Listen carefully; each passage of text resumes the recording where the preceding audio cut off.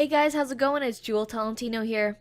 Alright, so in this video, I'm going to be showing you guys how to use the ripple tools in Camtasia 9.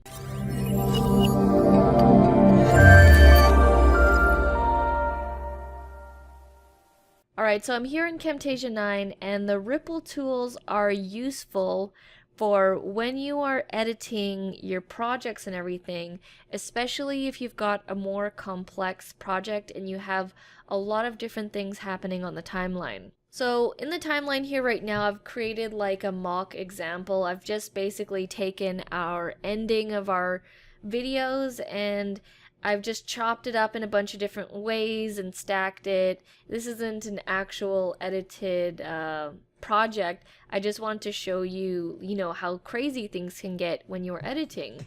So you could have like a clip down here, a bunch of ones cut over here, some ones stacked over here.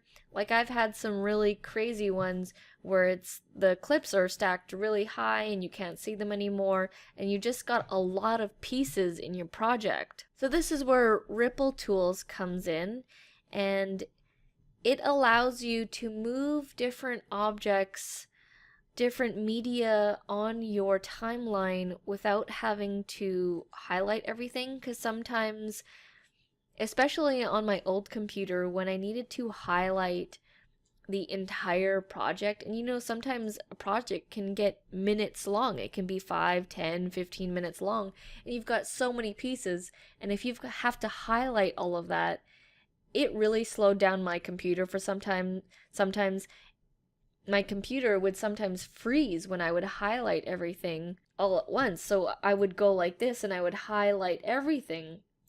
And then my computer, sometimes my old computer, would freeze. Now this is a really small one, so it's not going to freeze, but if I had a video that was like 10, 20 minutes long and you tried to highlight everything, you might have some issues on your computer. So this Ripple Tools makes you save some time, and it makes things a lot easier. So I'll show you how to use it in action. So let's say, I decided, I need to remove the beginning part here, but I want to move everything back to the front. So let's say I deleted this, and normally, the manual way is you would go and highlight everything. But if you do that and you have like a lot, you might miss some things. It might make your computer slower. So basically what you would do is grab your cursor over here to where it begins, and then hold down Shift and then drag it over to the beginning. So now I just moved everything without having to highlight everything.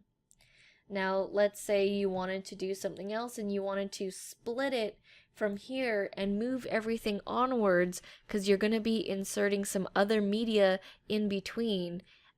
Normally you would have to highlight everything, but you move your cursor to where you want to move everything, click the Shift button, and then you move it. It's going to split it from wherever you put it in, and then you can drag it and then insert whatever you want here in the middle. So let me move this back. I'm going to hold down Shift and I'm going to move it back down here. I'm holding down Shift and I'm using a mouse, and then I'm pressing on the left button of the mouse to move it back while holding down Shift at the same time. Oh, and another thing is sometimes I have like a bunch of things stacked here, right? But I need to trim all of them at once. And usually, like I've had up to, 10 stacked up on here, and you would have to go in and highlight all of them. But an easier method is to just take your cursor. You don't even have to highlight anything. Click the Shift button, move it over, and then you'll see that it trimmed everything evenly. So now I can go and delete this, and then hold down my Shift and my mouse, and then I can move it back if I wanted it like that. So as you can see, for bigger projects, this is really going to help you out.